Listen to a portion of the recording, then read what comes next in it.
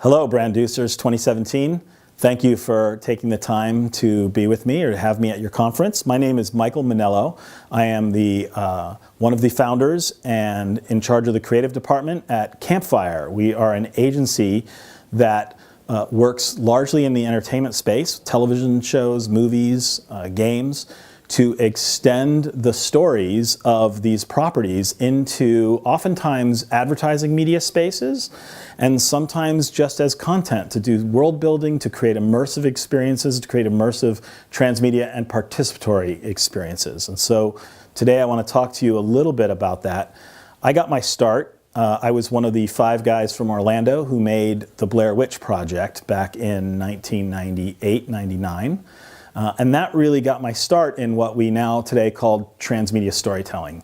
Blair Witch is now seen as, I think, as an early example of transmedia and participatory storytelling online, on the internet certainly, and it was a forerunner to things that we commonly know as today as maybe alternate reality games. But Blair Witch and the Curse of the Blair Witch TV special and the comic books and the books that came out of all of that, even the soundtrack, were all part of really world building. And that world building, the effect of that world building was to create a story that was deeply, deeply immersive. And it's really important to understand that immersion was the result of this incredible story and the way that it was distributed and the way that it was participatory. That people loved the story so much they wanted to be involved. And they made fan pages and they extended the narratives with fan fiction online at a time before social media. And that sense of immersion is what powered all of the activity around Blair Witch. And immersion is very important because it's seen as a buzzword today, right? Oftentimes we have technologies like AR and VR, and we call them immersive, but that is a misnomer. That is false. Putting a VR helmet over your head is not inherently immersive. Immersion is the reward of being engaged, deeply engaged in a great story. We can become immersed in a book. If you've ever picked up a book and started reading it and looked up 4 hours later and can't believe how much time you've been doing it, you have been immersed. So immersion is something that we actually have to design for. Whether we're writing a book, telling a story, working on transmedia, or working in new forms of storytelling like VR, there are certain principles of immersion that are very, very important, and I want to discuss some of those today. Now, one of the things you'll notice is that I am sitting here in what is commonly known as a Tiki Bar, wearing an Aloha shirt, and there's a reason for that. Tiki Bars are an excellent example of the power of immersive storytelling to actually change behaviors. In America, Tiki Bars became popular in the 30s and into the 40s and 50s and lasted really through the 70s, and then they went down. They're now coming back up in popularity, and we're starting to see them sprout up all over the world. But what's interesting about Tiki Bars, you look, this is an immersive environment, right? When you sit in a Tiki Bar, you feel like you're in a tropical paradise, but it's all fiction, right? There's nautical pieces around all over the place. There's potent rum drinks with names like the Missionary's Downfall. People in the 30s and 40s in particular would come to a Tiki Bar and they could dress in colorful shirts like I am. You could wear grass skirts and you could act out certain aspects of your personality that maybe wouldn't be appropriate to act out when you're wearing a suit and tie in a more traditional bar, for example. So the immersive environment of Tiki Bars actually gave us as people permission to act out and to engage in aspects of our personality that the environment and the culture outside the Tiki Bar may be frowned upon. And what's interesting is that as you look at Tiki Bars and their popularity arc, as they became less popular, it's because the culture became more permissive. And as the sexual revolution of the late 60s and the 70s, at least in America, came to the forefront, we didn't need the story of Tiki Bars to allow ourselves to engage in those aspects of our personalities, of our culture anymore. They could be out in the open. And now what we're seeing is a resurgence of Tiki Bars because they do represent an escape, and an immersive escape. And so people are now flocking to them in droves, and it's fascinating to see this, not just Tiki Bars, because Tiki Bars is one type of immersive experience, but we're seeing escape rooms, and we're seeing immersive art installations, and we're seeing immersive theater like Sleep No More and the Punch Drunk team. So all of these things are taking us to a place where the more mediated our lives become by technology, the more we are living life through this and making connections through this, the more we're actually seeking out experiences, physical experiences and media experiences that'll give us a sense of escape and immersion.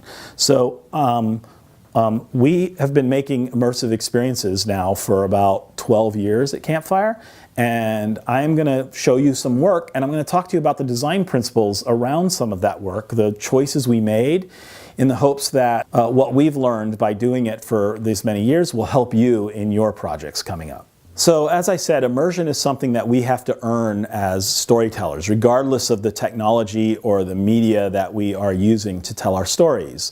And the first of these principles I want to illustrate with a project that we did for Infinity called Deja Vu. So we'll go ahead and roll that case study now, and then we'll come back and talk about it. Hello? Is anyone there? Have we spoken before? I can't remember anything.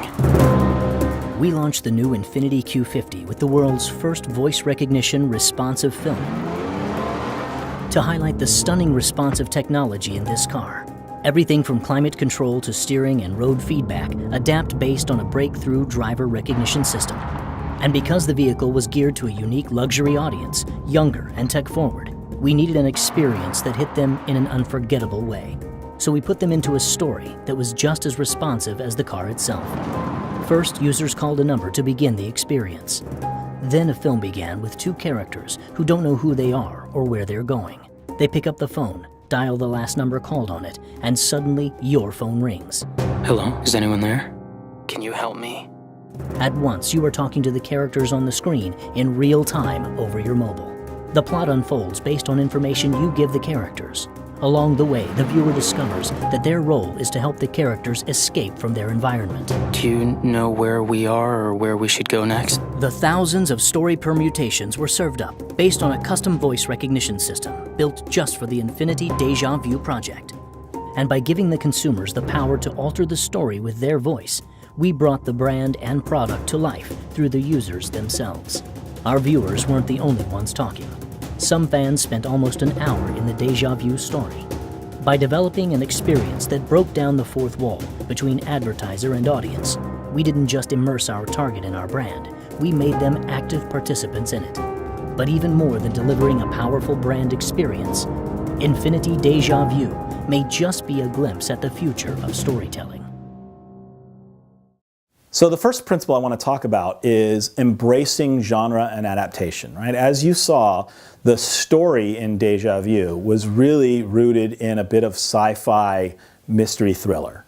And the reason for that is that genre and adaptation provides tropes for an audience to understand where the story is going. When you're creating a new way of experiencing a story, you have to be careful about the kind of story you tell, right? So it's talking to a character in a film while you're watching the film is a very unusual way to engage with a movie. If we were trying to create, say, the new Twin Peaks in this format, it would leave the audience unmoored, unanchored with anything. They wouldn't understand the story, they wouldn't understand how to participate with the story, and that would actually create a barrier to immersion. So by working in genre or adapting stories for new forms of storytelling, we actually give the audience something to hold on to, which frees them up to explore the story in a new and interesting way.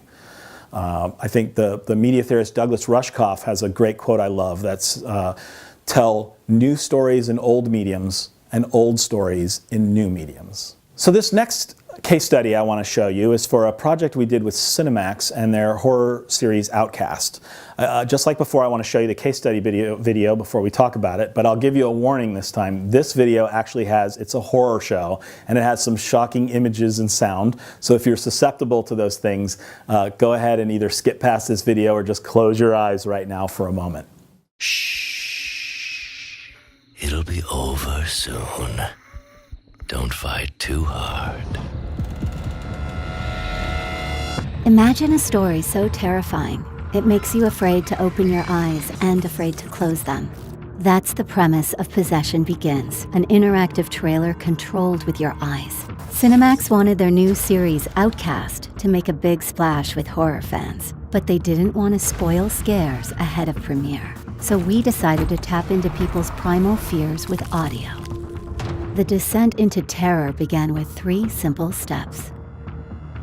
When people closed their eyes, our eye-tracking software triggered virtual audio, a story of demonic possession, where Outcast's evil invades the listener's mind. Stretch your bones. Taste your flesh. When things got too scary, people opened their eyes to try and escape, but we didn't let them off so easily.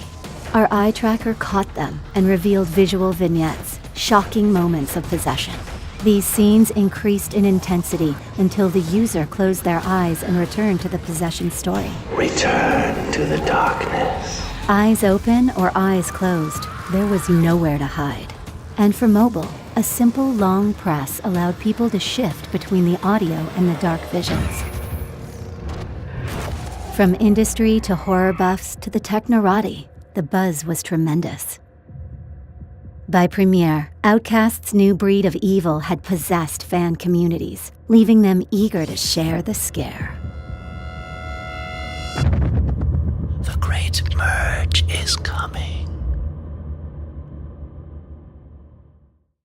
So from this project, I think one of the key principles here that we try to think about all the time is the idea of using human interfaces to eliminate barriers to immersion, right? Because one of the things that's fascinating about VR is that when you put it in and you're inside a world, you really feel like you're there. You have a strong sense of presence. And yet, as soon as you have to interact with something, you're using a video game controller. And the very act of mediating, say, picking something up with a video game controller and a button rather than just grabbing it, actually creates a barrier to that immersion. So try to think about ways that you can create interactions and ways to participate that are completely natural. So in the case of Outcast, what you saw was that we know that closing your eyes is something that is a natural reaction when you're scared. And so this idea of using your eyes opening and closing to navigate a very scary story plays right in with the natural behavior of the genre that we're using to tell this story of this demonic possession. So however you can figure out ways to eliminate controllers, eliminate keyboard inputs. We go back to Infinity case study.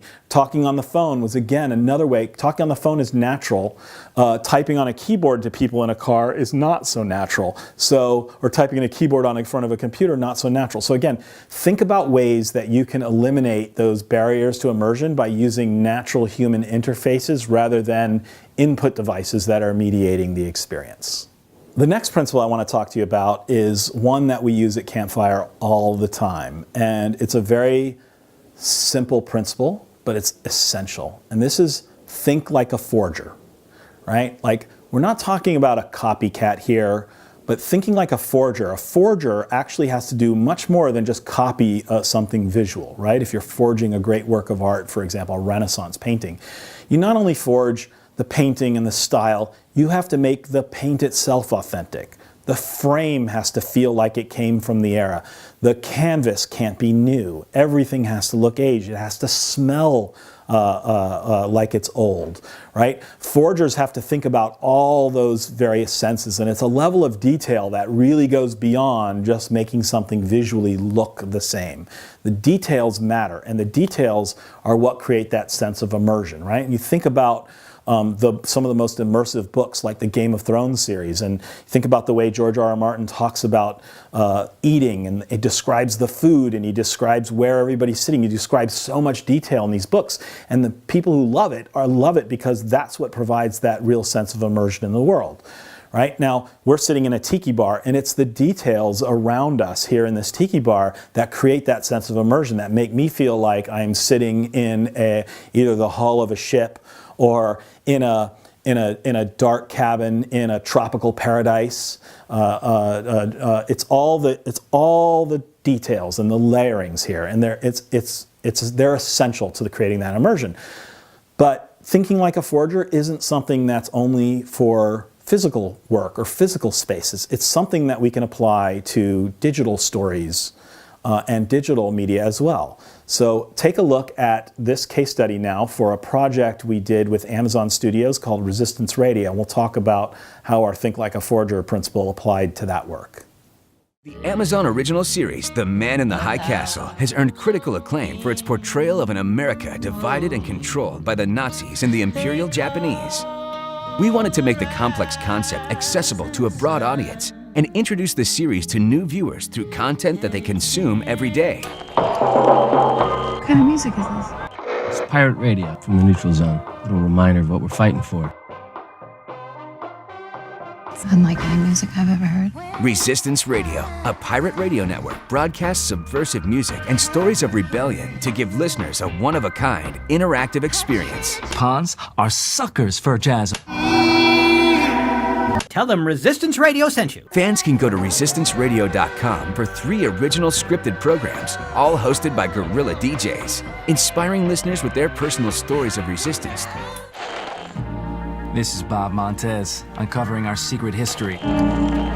During the pirate broadcasts, 18 reimagined songs from the 60s are interspersed in the narrative. The music was selected by the Man in the High Castle music supervisor Gary Calamar and produced by Danger Mouse, Sam Cohen, and 30th Century Records, including songs recorded by Beck, The Shins, Norah Jones, and Sharon Van Etten. A chance to drift away and forget ourselves, if just for a moment. We gave influencers a first look at Resistance Radio through custom packages that included a 7-inch single smuggled to them as Nazi propaganda. The influencers posted their experience to social media, getting the word out enthusiastically. Here, check it out. So this box comes in. I love that it looks like it was sent in 1962, which is when Man in the High Castle takes place. Ah, this is so rad! The Resistance Radio experience was extended to South by Southwest, where Resistance Radio headquarters was created, complete with a secret room accessible only to members of the Resistance, and the event culminated with an official showcase. The Resistance Radio broadcast was also available to a broad audience through notable platforms like iHeartRadio, Rolling Stone, and Alexa-enabled devices. In social, the listening experience was extended through the use of SoundCloud on Twitter and the new beta platform, Facebook Live Audio. And all songs were later released on Resistance Radio, the Man in the High Castle album, available via all major music outlets. Resistance Radio garnered major PR attention. It ignited controversy and conversation through a promoted hashtag trend on Twitter, reinforcing the modern-day relevance of the series. Resistance Radio was even written into the show. The ongoing campaign remains live in the market and is designed to run on its current platforms, continuing to build engagement until the new season premieres. So, you know, as the case study video talked about, Man in the High Castle is an alternate history, right? But it is very much rooted in its own sense of place in its own world. And when you're creating something like Resistance Radio, a fictional radio broadcast, right? We worked really, really hard to make sure there's a consistency in the world and that the details that the characters give in their stories allow you that sense of immersion. So when the characters refer to real conspiracies, for example, these things feel true and they feel authentic to the world that's been created. Even the interface, right? When you're listening to Resistance Radio on the desktop, it's an old desktop radio that you interface with. And it is really modeled after a type of radio that would have been in use in the era. When you pull it up on your phone, it looks like a pocket radio. So, you know, these kinds of interfaces, they seem like they might just be design choices, but they actually all affect our sense of immersion into the world and into the universe. And it's all about making those little details just right, making them sound right. The music that Danger Mouse recorded in Danger Mouse and Sam Cohen recorded in Resistance Radio was actually made using often analog equipment, and Danger Mouse even had the songs put on vinyl and mixed it from the vinyl specifically to give it that tone, that sound quality that you would have gotten from music recorded in 1962. So those things are not excessive. They are essential to creating a truly immersive world, and every little detail matters, and when one of those details is wrong, it can pull the audience out of immersion. So think like a forger, particularly when you're executing on your idea. So the next project I want to talk about is a project we did with HBO for the series Westworld. We created an immersive experience to go along with HBO's VR experience of Westworld to bring people inside the world of Delos. Now we have a case study video. We're going to show that, and then we'll talk about the design principle there. Have you ever questioned the nature of your reality? HBO's Westworld is set in a futuristic theme park where the virtual meets the physical, leaving visitors unsure of where the fantasy ends and reality begins. Are you real? Well, if you can't tell, does it matter? This provided the inspiration for an enhanced virtual reality experience, one where the story began long before guests put on their headset. We started by building realistic outposts of the fictional Delos Corporation at both TechCrunch Disrupt and the New York Comic-Con, designed to immerse guests into the story world instantly. Welcome to Westworld. Greeted by immaculately dressed hosts, guests came to realize all was not as it seemed, and that these represented artificially intelligent machines. With carefully scripted performances that echoed specific scenes from the show, our live hosts literally opened the door to an immersive VR experience developed by HBO Interactive and powered by the HTC Vive. Transported to the Westworld Park, guests met with a seductive host who matched their personal taste. Then, they strapped on six-shooters to test their aim before the darker, hidden side of the world emerged in a series of terrifying twists. We're gonna have to recode this entire module from scratch. By blurring the line between the physical and the virtual, the Westworld experience seamlessly transported fans to the show's story world, evolving what a destination VR experience can deliver. So much so that our guests didn't talk about experiencing a simulation. They talked about actually going to Westworld.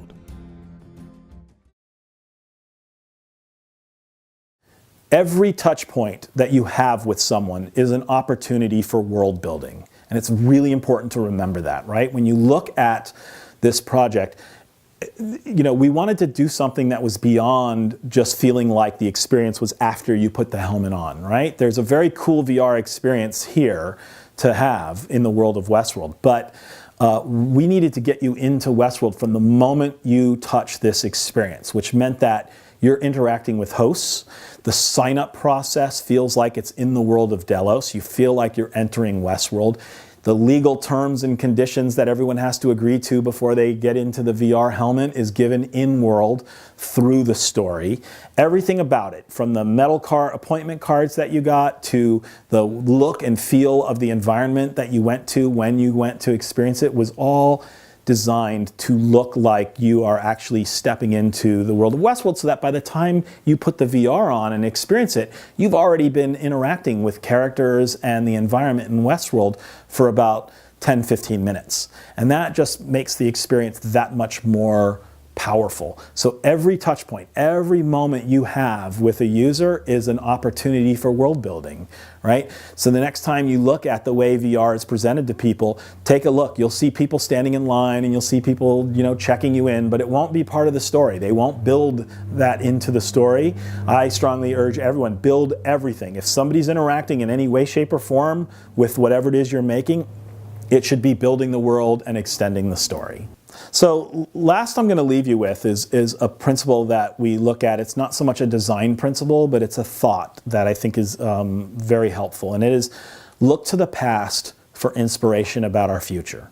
So one of the things that we're constantly being told, or that we're constantly talking about, is new forms of storytelling. How is storytelling changing? How is experience changing? How are all these things changing people? What's different and new? And then we look at new technologies like VR and AR and all these things. And these are important, and these are tools that are going to allow us to create amazing immersive and transmedia experiences. But the technology is just that. It is a tool. And when we think about, the example of Tiki Bars again, to come back to this idea of an immersive experience and how you can change behavior and you can change the story through an immersive environment, humans don't change nearly as quickly as technology. And even when we adapt to new technology and new ways of communication with people, the reasons we communicate are the same old reasons we've done forever and ever. And if you go to the past and you look at the things that people wanted to do in the past before the technology existed, and then you think about how to fulfill those needs and desires using the tools we have now, you're on a path to success. And it's very important that the reasons that you do everything, the way that you tell the story, the choices you make, are rooted in that sense of human behavior rather than leading with the technology. That's how you're going to get to the soul of your story, and that's how you're going to immerse people. So thank you for listening, and thank you for taking a look at some of the work we've done. And I'm on Twitter if you want to interact with me. I hope you have an amazing rest of the conference, Branducers 2017. Thanks for taking the time, and hope to be immersed in your work sometime soon.